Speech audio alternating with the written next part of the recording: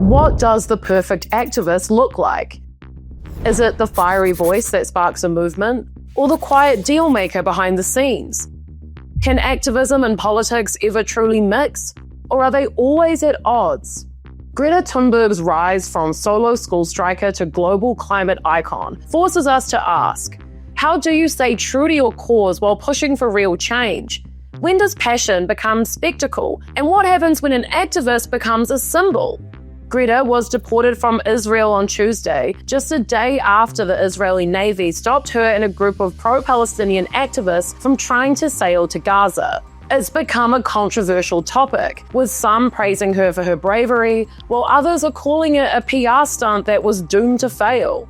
Let's get into Greta's story, the highs, the challenges, and the messy reality of modern activism. Hi, I'm Evie, and if you're new here, make sure you subscribe. We do 5 videos a week on whatever is going on in the world, so you should push the little button. Go on, do it. I dare you. Greta Thunberg is hard to miss. The Swedish teenager, now 22, shot to global fame in 2018 as a bold voice for urgent climate action. And in 2019, her iconic and emotional speech at the UN Climate Conference went mega viral. How dare you! You have stolen my dreams and my childhood with your empty words, and yet I'm one of the lucky ones. People are suffering. People are dying.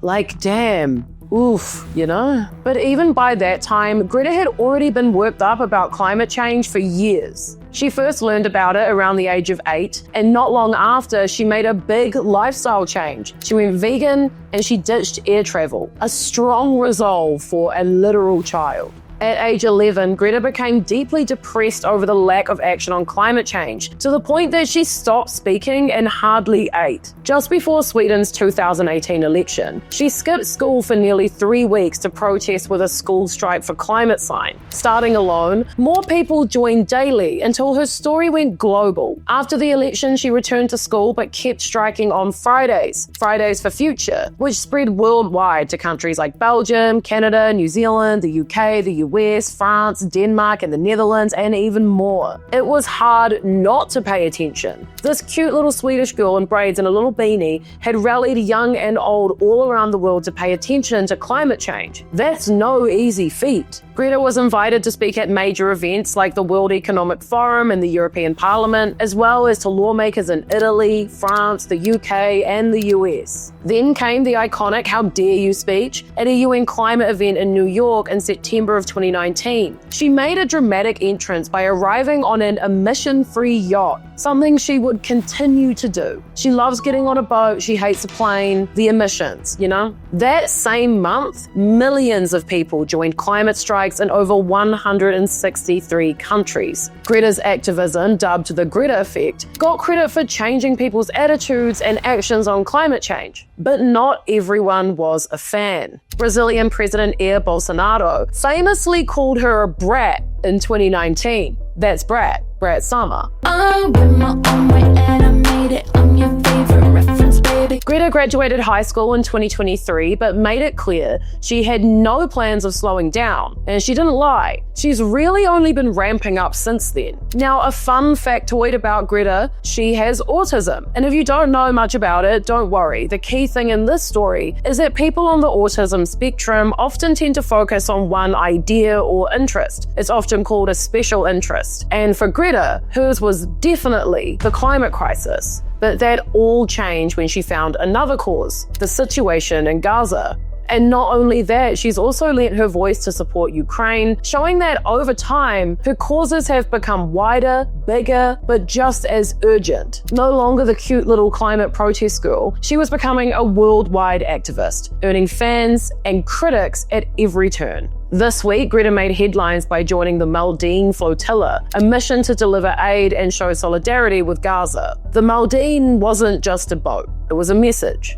12 people were on board, including Greta, an Al Jazeera journalist, and Rima Hassan, a member of the European Parliament. They were stacked with baby formula, food, and other necessities. Greta said of the mission, "We are doing this because no matter what odds we are against, we have to keep trying." It was a controversial trip from the start, with even US Senator Lindsey Graham sneering, "Hope Greta and her friends can swim." Weird thing to say. Greta responded by saying, "We can swim very well." The boat was intercepted on Monday night, and Greta has since been deported from Israel, being sent back via plane to France, where she would then head back to Sweden. She's accusing the Israeli forces of kidnapping, and although she clearly seems exhausted, she had this to say upon her arrival in Paris. Well, I think the world needs a lot of more young, angry women, to be honest, especially with everything going on right now. Love her or hate her, you can't deny Greta's a powerful speaker, a leader, and incredibly brave. She's been arrested, she's sailed the world, and she's risked a lot to get her message out. Many people thought she'd go into politics someday, but she's made it very clear that she won't. And this is because being an activist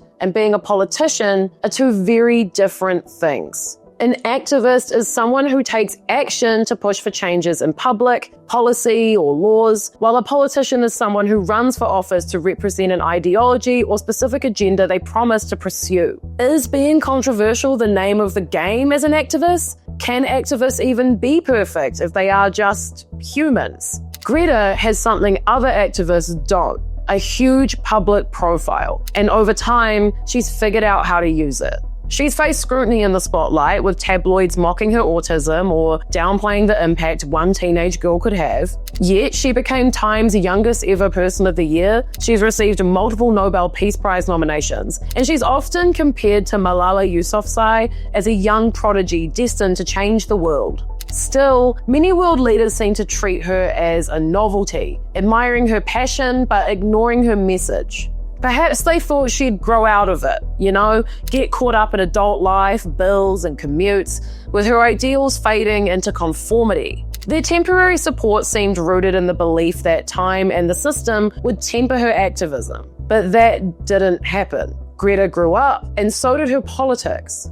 No longer a lone teenager with a little sign, she's now an outspoken young woman, and she's embracing more radical tools for her activism. Her most recent trip highlights this perfectly. Several Freedom Flotilla vessels have tried to break the Gaza blockade over the years. In 2008, 2 boats from the Free Gaza movement managed to reach Gaza, marking the first breach of Israel's naval blockade. Founded in 2006 during Israel's war on Lebanon, the movement launched 31 boats between 2008 and 2016, with 5 successfully reaching Gaza despite strict Israeli controls. Since 2010, however, all flotillas attempting to break the blockade have been intercepted or attacked by Israel in international waters. So Greta and her team knew that the chances of actually delivering goods to Gaza in one piece were low. But with Greta on board, the world was watching, and any harm that might come to her would inspire global outrage, meaning that their goal was slightly different than advertised. Their goal was attention.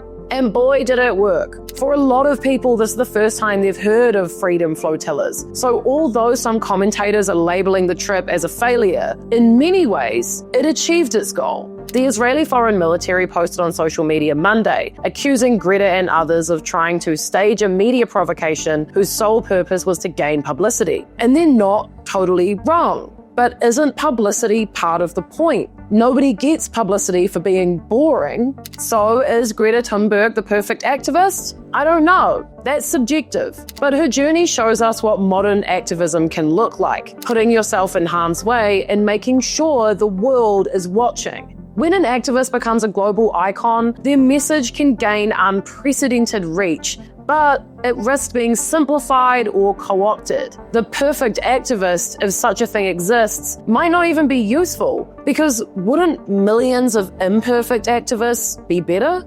Bye.